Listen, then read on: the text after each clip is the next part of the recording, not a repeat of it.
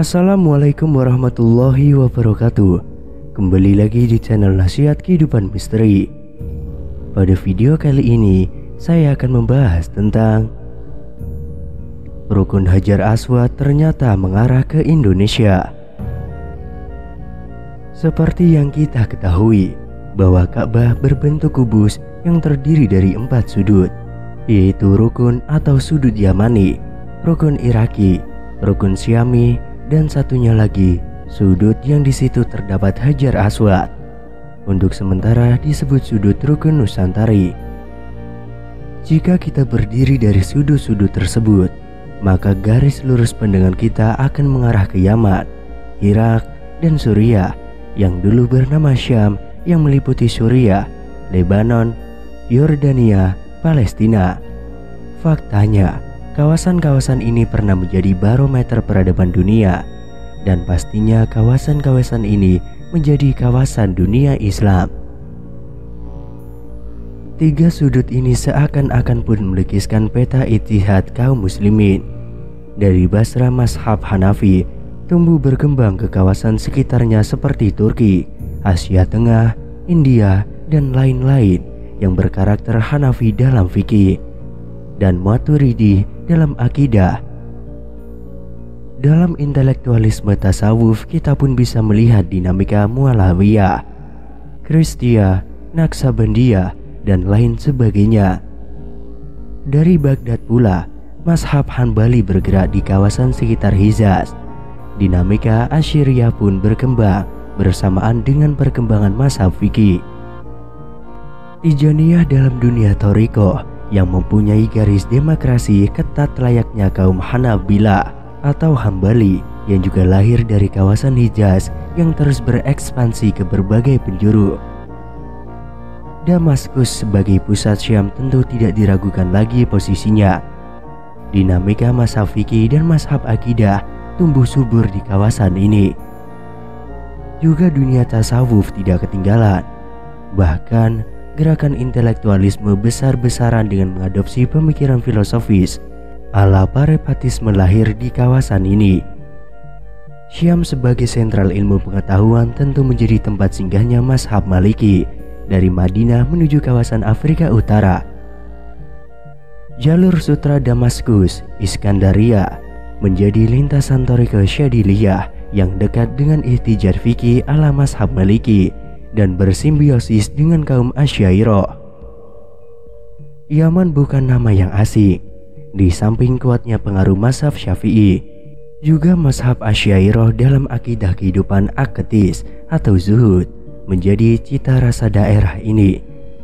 Di samping thariqah-thariqah Muqatabarah, Aulawiyah cukup dominan, dan tentu yang tidak kalah pentingnya, Yaman menjadi benteng kokoh mazhab fikih Ja'fariyah dan Zaidiyah saat ini.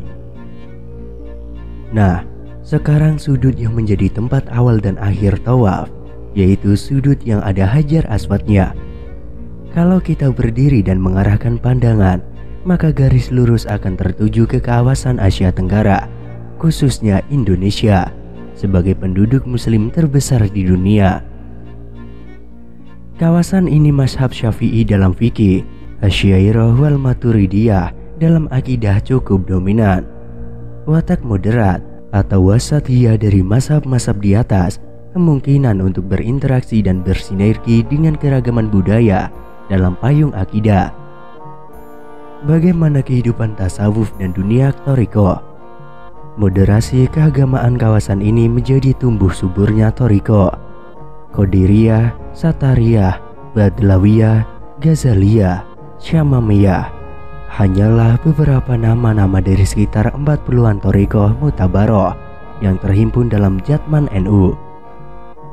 3 sudut yang merupakan simbol titik koordinat Yaman, Irak, Syam atau Suriah saat ini sedang luluh lantah akibat perang saudara. Penghancurnya adalah kelompok tekstualis, skeptualis yang memahami Islam sebatas permukaan. Membidahkan, mengkafirkan adalah ritual resmi kelompok ini. Bahkan tak jarang terjadi penghalalan darah sesama muslimin. Merekalah kelompok yang oleh Rasulullah disebut sholatnya rajin, puasanya rajin, hafal Quran, tapi pemahaman Qurannya atau agamanya hanya berakhir di kerongkongannya saja, tidak masuk ke hatinya. Yang masih bertahan adalah sudut yang di situ ada Hajar Aswadnya, sudut Rukun Nusantari, yang titik koordinatnya lurus mengarah ke kawasan Nusantara. Berbagai macam cara masuk ke kawasan Nusantara ini untuk merusak keharmonisannya, baik berwajah Tahriri, Ikhwani, Hizbi, Syawahi, atau Salafi Hanafi. Tapi Nusantara tetap teguh dan kokoh. Kemungkinan kawasan Nusantara akan menjadi mercusuar dunia Islam.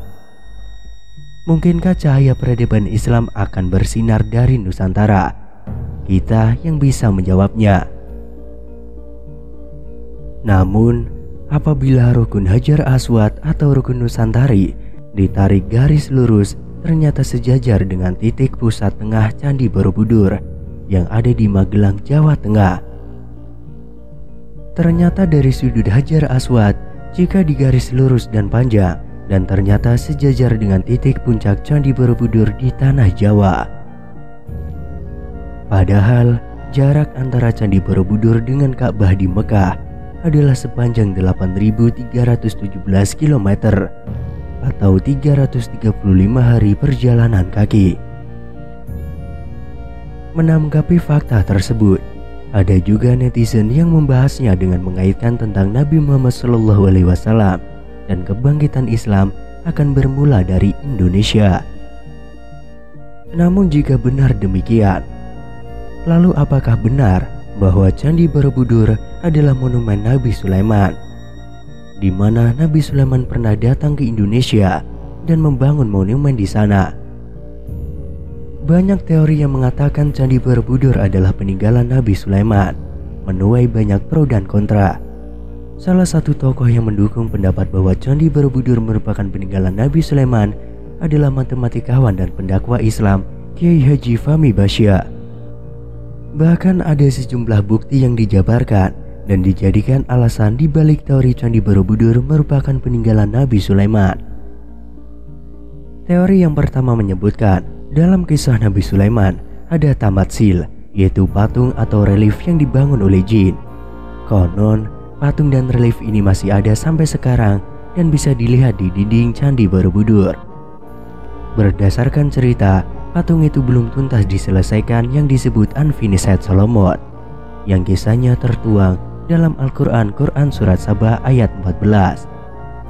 Teori selanjutnya dilatar belakangi oleh kisah bahwa Nabi Sulaiman diberi mukjizat untuk bisa berbicara dengan burung ataupun dengan hewan. Konon, reliefnya ada pada Candi Borobudur dan juga terkandung dalam Quran Surat An-Naml ayat 20-22.